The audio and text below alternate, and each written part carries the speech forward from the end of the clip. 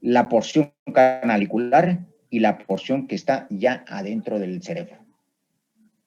¿Sí? 4 partes. Y entonces el nervio óptico, ya dijimos que forma parte o es el segundo par craneal, es un nervio sensitivo encargado de transmitir la información visual que va de la retina hasta la corteza cerebral, que sería desde aquí hasta la corteza occipital. Se origina a partir de las células ganglionares de la retina, que ya vimos que está una capa, ¿no?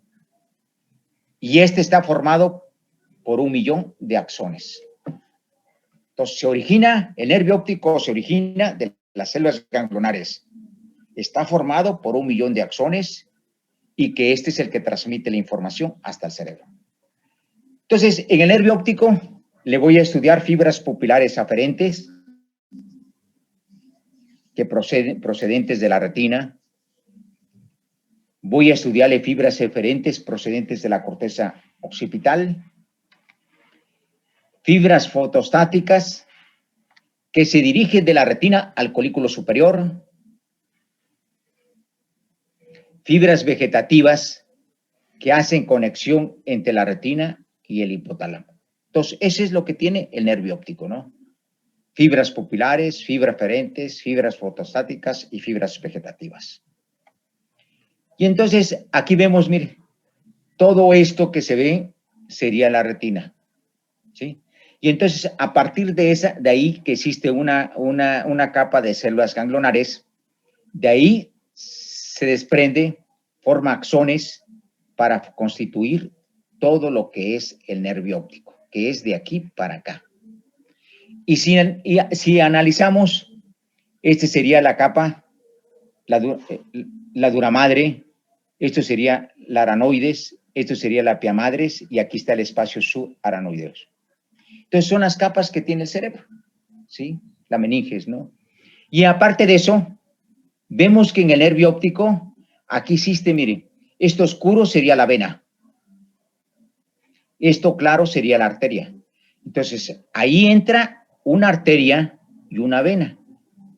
Pero esta arteria y esta vena entra a una distancia de 12 milímetros por detrás de la esclera. De aquí para acá cuento 12 milímetros y aquí entra la arteria y la vena. ¿Para qué? Para nutrir a la retina, ¿no? Entonces, la arteria y la vena entra a 12 milímetros por detrás de la esclera. Y entonces aquí vemos, mire, todo esto sería el nervio óptico, la arteria y la vena. Y se viene, llega aquí, y mero en la retina, ahí tiene un espacio que se llama cono o excavación, ¿no? ¿Qué es esto? Donde entra. Y cuando y sale a la retina, en el momento que sale se va dividiendo en dos. Aquí se divide en dos, la arteria. Aquí la vena en dos se va. Y aquí lo vemos, mire. Aquí entró la arteria y la vena. Y aquí al salir de la retina se divide en dos y en dos, tanto la arteria como la vena. Ahora tenemos, aparte de esto, del nervio, hay otra estructura que se llama quiasma óptico. Del nervio óptico sigue el quiasma óptico. Y este tiene la forma de una X y constituye el nexo entre ambos nervios ópticos, que lo hace por delante. Las cintillas ópticas, que lo va a hacer por detrás. Por su cara inferior se relaciona con el esfenoide, el tercer ventrículo, las arterias cerebrales anteriores, la comunicante anterior a los lados, ¿no? Igual que la carótida, ¿no? Entonces, esas serían sus relaciones que tiene el quiasma óptico. Y aquí lo vemos, miren. Este es el ojo, aquí viene la retina, de la retina se desprende el nervio óptico y al unirse uno del otro, forma una X y ese X sería el quiasma óptico. Y de aquí se desprende unas estructuras que se llaman cintillas ópticas, de este y de este. De ahí le sigue de la cintilla óptica al cuerpo geniculado externo. Y del cuerpo geniculado externo son las radiaciones ópticas. Y aquí es donde se lleva a cabo el fenómeno de la visión. Entonces, si a mí me pregunta, ¿cómo se forma la vía visual?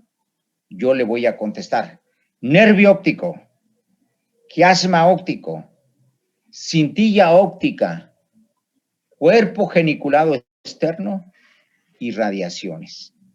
Esa sería la respuesta. Lo repito de nuevo. ¿Cómo se constituye la vía visual? Nervio óptico, quiasma óptico, cintilla óptica, cuerpo geniculado externo y radiaciones, que ahí se lleva a cabo el fenómeno de la visión. Y entonces aquí tenemos, mire, ¿sí? Igual esto puede haber una lesión en el nervio, puede haber una lesión en el quiasma, puede haber una lesión en la cintilla, en el cuerpo geniculado externo y en las radiaciones. Y entonces en el campo visual me va a dar defectos que se van a manifestar de esta forma, mire. Que esto lo vamos a ver en el último capítulo, ¿no? Ahora, de los anexos del globo ocular tenemos los músculos. Y de los músculos dijimos que hay 6. Recto superior, recto interno, recto inferior, recto externo, oblicuo superior y oblicuo inferior. Los 6 músculos que van a hacer que el ojo se mueva, ¿no?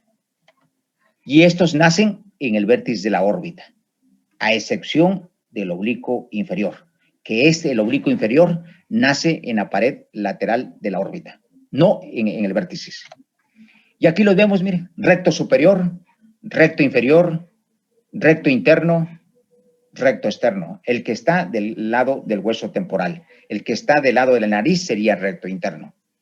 Tenemos, esto sería el oblicuo superior, mire, y esto sería el oblicuo inferior, los 6 músculos. Pero esto es muy importante. El médico especialista debe saber, porque en el momento que nosotros operamos, si este paciente tiene estrabismo, tiene los ojos chuecos y tengo que tocar el recto interno o tengo que tocar el recto superior o el recto inferior o recto externo, tengo que saber a qué distancia existe del limbo esclerocorneal. Y, por ejemplo, el tendón del recto interno se inserta a 5 milímetros del limbo esclerocorneal. Entonces, yo llevo un compás y en ese momento pongo mi compás que va de aquí para acá 5 milímetros. Y ahí digo que ahí está el tendón del recto interno. Aquí sería del recto inferior a 6, el recto externo 7 y el recto superior a 8. Es muy fácil, si se lo van aprendiendo, 5, 6, 7, 8, pero eso es importantísimo. Ahora, la inervación. El elevador del párpado superior, el recto superior, el recto inferior, el recto medial y el oblicuo menor, ¿sí? Están inervados por el tercer par. Entonces, no hay mucho pierde. El oblicuo mayor por el cuarto par. El recto lateral por el sexto par. El orbitario, tarsal superior, el tarsal inferior por el simpático. Entonces, si a mí me pregunta, el recto medial, ¿por qué nervio inerva? De chiripada, yo le digo tercero, aunque no sepa, ¿sí? Porque ahí ocupan la mayor parte, mire. Y a excepción nada más el oblicuo mayor y el recto lateral, pues es el cuarto y el sexto par. Pero el tercero, inerva la mayor parte de los músculos, ¿no? Entonces, aquí doy por terminado el tema de anatomía del ojo. No me quedé debiéndole nada a ustedes, todo ya se vio y mañana continuamos con exploración, ¿sí? Entonces, sí nos alcanzó el tiempo bien. Entonces, nos vemos mañana, a lo mejor mañana hago preguntas, ¿sí? De esto, de anatomía. Entonces, Sí, doctor. Gracias. Doctor. Hasta mañana. Sí, hasta mañana, mijo. Sí, hasta luego.